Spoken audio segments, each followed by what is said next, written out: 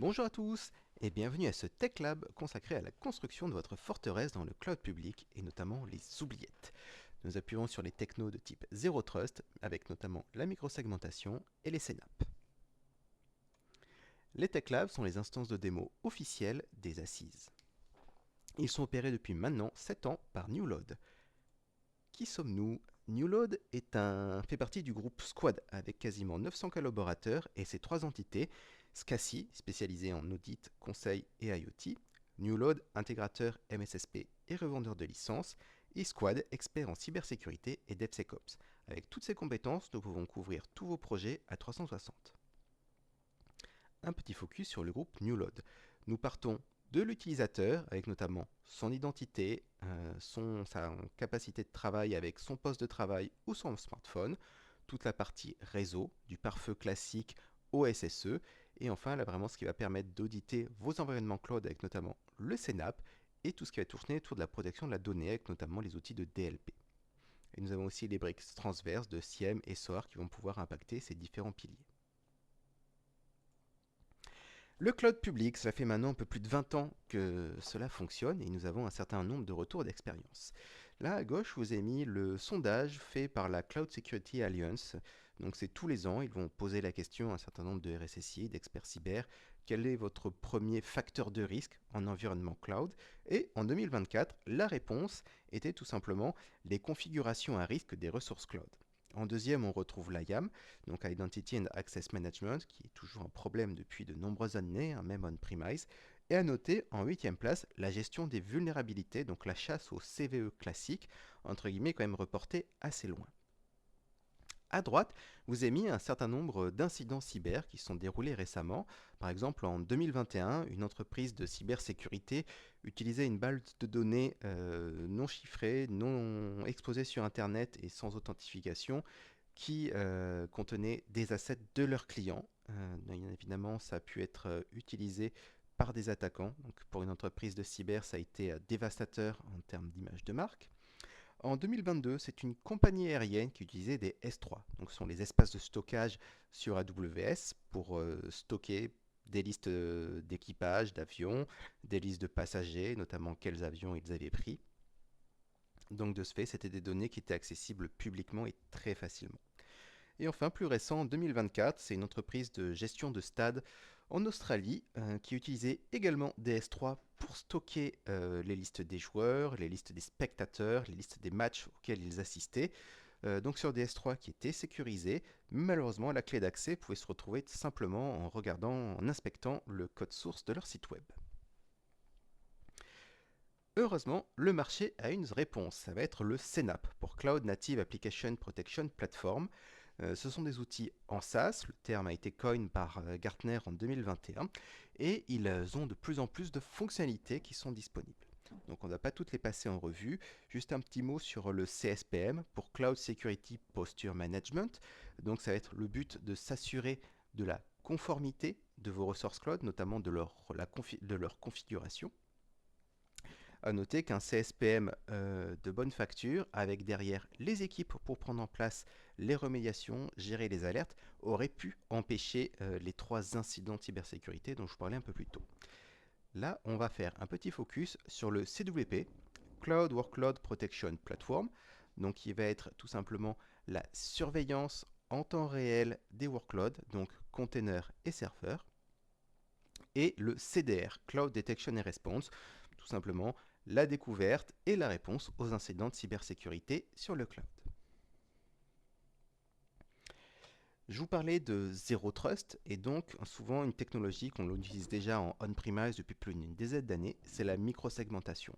Pour rappel, la microsegmentation n'a pas pour but d'empêcher une intrusion, le but va être de diminuer son impact, notamment diminuant son blast radius en essayant de diminuer les risques de déplacement latéraux de l'attaquant. Nous allons travailler avec des partenaires. Le premier, Wiz, vous en avez certainement entendu parler cet été avec la tentative de rachat par Google.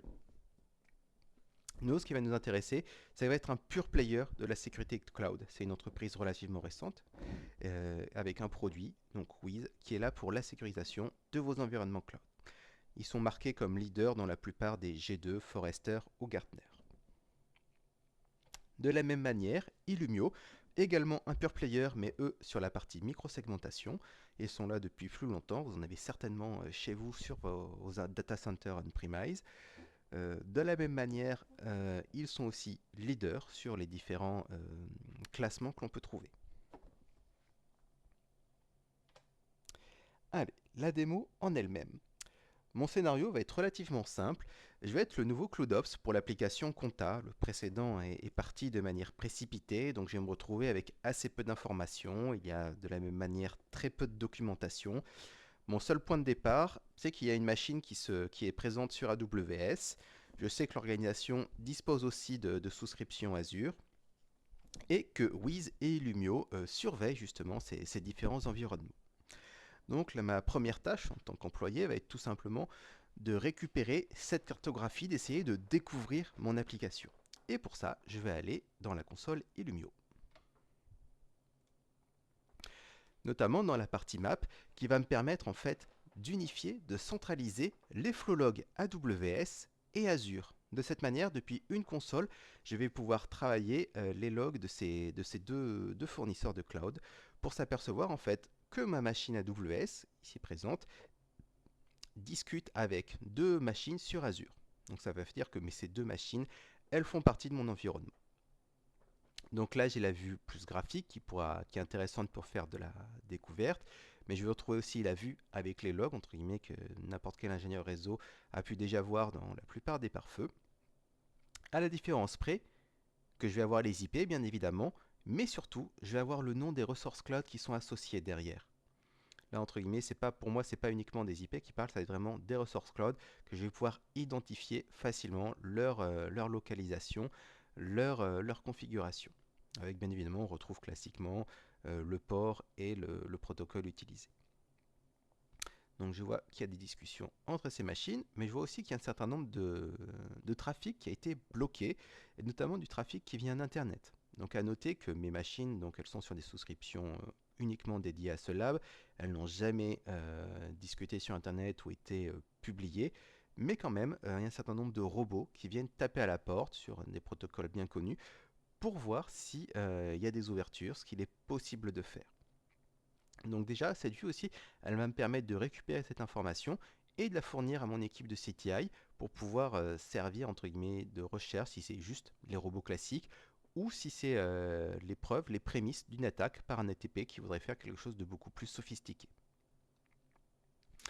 S'il y a de l'autorisation, s'il y a du deny, ça veut dire qu'il y a des règles. De la même manière, ces règles vont pouvoir être sont gérées depuis Illumio. Donc là, je me retrouve sur mon application avec des règles d'autorisation, des règles de deny qui sont vides, mais c'est normal. Là, je suis sur un environnement AWS et en fait, Illumio s'appuie sur les security groups. On va raccourcir en SG tout simplement par rapport au NSG, donc Network Security Group d'Azure. Et donc, les SG, on peut mettre que des règles ELO. Les règles deny, entre guillemets, sont par défaut. Donc c'est là pour ça que je vais avoir uniquement ces deux venues, notamment là, depuis la console AWS, je pourrais me connecter en SSH sur la machine. Ce sera nécessaire quand je voudrais prendre la main dessus. Et aussi, cette machine, donc elle fait partie de ce subnet, elle peut discuter avec n'importe qui sur ces deux ports. Ok, c'est un petit peu permissif, mais soit, cela fonctionne. Et on aperçoit aussi une override deny rule. Ça va être une règle absolue. Donc là, elle va avoir une source qui s'appelle block. Pour l'instant, je vous laisse un petit peu de mystère, je vous expliquerai ce que c'est un petit peu après. Avec une destination vers n'importe qui. Donc elle permettra de faire du deny. Donc ça c'est important de noter, ça peut être surprenant de voir un deny après ce que je viens d'expliquer sur AWS, mais vous le verrez quand cela va rentrer en action. Donc, j'ai ma cartographie réseau, maintenant moi ce qui m'intéresse ça va être mon inventaire des ressources cloud. Et pour ça, je vais aller tout simplement sur Wiz. Wiz dans la partie inventaire va me permettre de la même manière de regrouper l'ensemble de mes ressources cloud, aussi bien AWS que Azure. Donc, en orange pour AWS, en bleu pour Azure. Ça peut aussi inclure les ressources de Google Cloud, d'OCI, d'Alibaba, l'année prochaine IBM Cloud Public Cloud. Et ça me permet vraiment de centraliser, d'avoir en un seul point toutes mes ressources et de voir s'il peut y avoir déjà des problèmes de configuration. Typiquement, ça va être mes buckets S3. Donc justement, mes problèmes de configuration, je vais pouvoir aller dans Findings. Dans Findings, je vais pouvoir trouver plusieurs types de vulnérabilités. D'abord, les traditionnels CVE. Hop, il y a un certain nombre de packages qui ne sont pas à jour. Pour des machines qui ont été faites uniquement de 3 mois. Je suis à 300 CVE à remplir. Très bien. Je vais aussi avoir la partie sur la configuration cloud. Donc là, je vais vraiment intéresser à mes S3, à mes parties, à mes VPC, à mes VNet, à mes comptes de stockage. Donc vraiment tout ce qui est différent du IaaS. Et de la même manière, j'ai un certain nombre d'éléments qu'il faudrait un petit peu plus sécuriser. À noter qu'on va pouvoir trouver des findings aussi sur la partie secret, l'exposition réseau, des datas si on l'a activé, ou même sur les autres. Mais ce ne va pas être l'enjeu de mon labo. Donc là, comme je disais, j'en avais 400 vulnérabilités, enfin 300 vulnérabilités, et j'ai une petite centaine de vulnérabilités cloud. Ça me fait 400 éléments à résoudre, et je suis tout seul. J'ai qu'une envie, c'est aller mettre dans un coin de la pièce et pleurer. Soit. Heureusement, je vais avoir une solution. Ça va être la notion de issue. Vous la retrouvez aussi sur le nom de combinaison de risques toxiques. L'idée va être tout simplement de prendre l'ensemble de mes vulnérabilités, de les matcher ensemble et de voir qu'est-ce qui peut fonctionner et former un attack pass pour un attaquant. Voir qu'est-ce qui a vraiment le plus de risques de se produire, qu'est-ce qui a vraiment un impact et de le classer de manière vraiment actionnable. Donc à noter que ça a quand même bien réduit. Et là, je vais avoir peu d'éléments qui sont vraiment à risque. Mais ça va être vraiment l'idée de prioriser, de faciliter la vie de vos équipes cyber et de vos DevOps pour travailler. Mais bon, je suis quand même courageux et j'ai commencé à remplir mes différentes findings. Je vais bien retrousser mes manches. Et on se retrouve quelques semaines après. J'ai résolu tous mes findings. J'ai entre guillemets au niveau cybersécurité une application qui est relativement propre. Et ça tombe bien, j'ai mon entretien annuel qui va se produire. Discute avec mon manager, je lui présente mes résultats. Il est très satisfait, mais malheureusement, c'est la crise, tu sais, on ne peut rien faire pour toi en termes de salaire. Et je vais être déçu, très déçu. Et de ce fait, je vais plus être bienveillant et je vais me transformer en insider. Donc le risque interne est l'un des pires risques à traiter. Et je vais réfléchir par moi-même comment gagner de l'argent. Ah, bah c'est bien, je suis admin de machine, dont je suis un petit peu le seul à m'occuper. Je vais tout simplement installer un petit crypto miner pour m'occuper. Ça permettra d'arrondir les fins de mois. Alors, je vais partir depuis la console AWS pour vous montrer la situation de départ et vous prouver que c'est du live. Hop, je sélectionne mon instance. Dans la partie sécurité, je retrouve exactement les règles réseau de la partie Illumio. Si je vais sur la partie balise, il y en a une seule, appname compta. J'aime bien entre guillemets que mes ressources soient bien ordonnées. Hop, je vais être sur ma machine pour prouver. Hop, donc le SSH faire une machine Azure fonctionne. Il me demande le mot de passe. Très bien. Donc pour lancer, où suis-je déjà? Hop.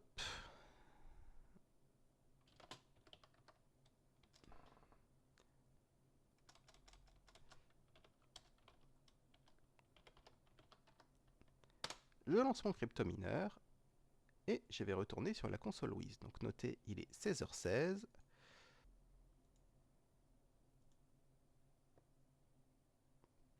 Voilà, dernier update à 4h17. Il est bien apparu. Je vais retrouver toutes les commandes qui ont été faites et l'effet du fichier qui a été lancé.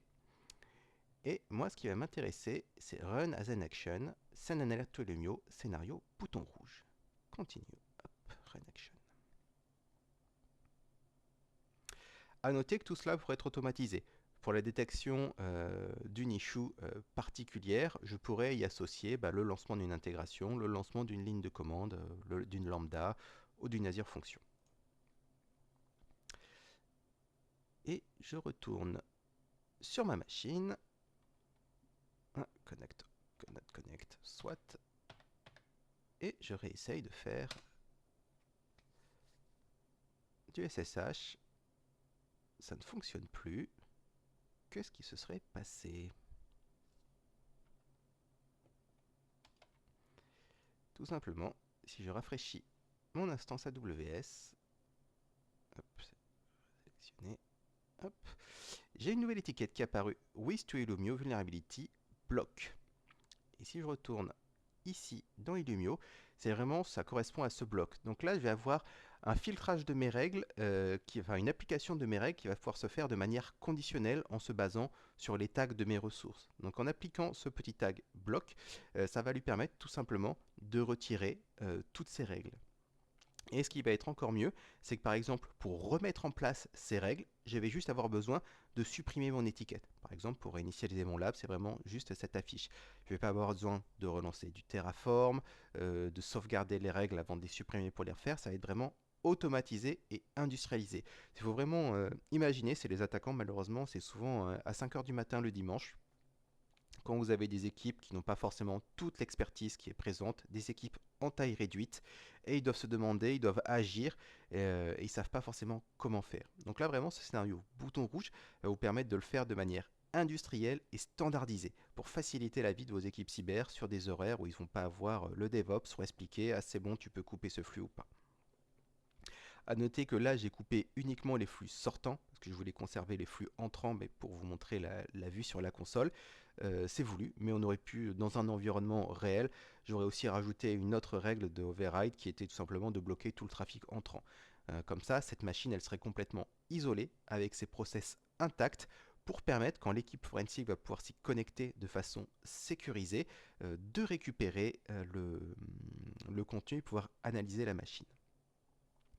A noter que la détection en fait a eu lieu grâce au WIS Sensor, donc il est basé sur eBPF, donc c'est un agent qui est installé sur la machine qui permet vraiment de découvrir en temps réel la menace. Donc, pour résumer, Wiz, je vais me servir de sa capacité de détection. Donc j'ai récupéré la visibilité sur mes assets, que ce soit du YAS, du PAS ou de l'infrastructure Ascord, la conformité de ces ressources cloud par rapport à des référentiels, pour avoir de la détection donc à l'intérieur de mes VM et containers, et surtout ça va être un outil unique pour du multi-cloud. Comme on disait, on peut surveiller Azure, AWS, GCP, OCI, Alibaba. Et Illumio m'a servi pour la découverte des flux réseau, la création et l'application de règles réseau.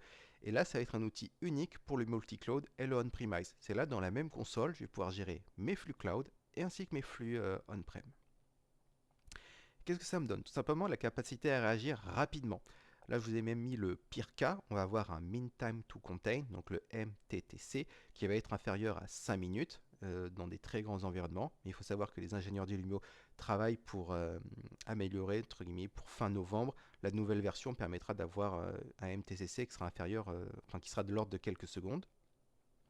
Vous pouvez couper d'Internet ou du réseau un VM, un container ou voire un suspect entier qui paraît suspect. Donc vraiment, vous allez avoir un maillage qui va être à votre main. Vous allez pouvoir le choisir. Et surtout, le process automatisé et standard. Pensez à vos équipes Somber, à votre pauvre analyste SOC ou certes qui est seul, qui est réveillé par un coup de fil, par un pager, par un email et qui doit choisir, qui doit prendre une décision qui peut impacter une production pour protéger ou pour la mettre par terre. Donc ça permet vraiment de se faciliter la vie, d'avoir ces process qui sont reconductibles. Et vraiment, c'est la partie préservation. Si on pourrait aussi, avec notre lambda, juste éteindre la VM, mais on perdrait beaucoup d'éléments de contexte. Et surtout, si vous avez des SRE qui ont bien fait leur travail, s'ils détectent une machine qui a été éteinte, ils vont certainement soit la relancer, soit en provisionner une nouvelle. C'est souvent, ça peut être oublié que entre guillemets, les cyber et les SRE peuvent entre guillemets se rentrer un petit peu dedans. Donc c'est vraiment ce qui va faire la force de cette intégration entre ces deux produits. Ça va être cette capacité à réagir rapidement, la partie de choisir, cette partie automatisation et surtout la partie préserver des preuves pour la partie forensique. Et je vous remercie d'avoir suivi ce Tech Lab et je vous souhaite une excellente journée. Au revoir.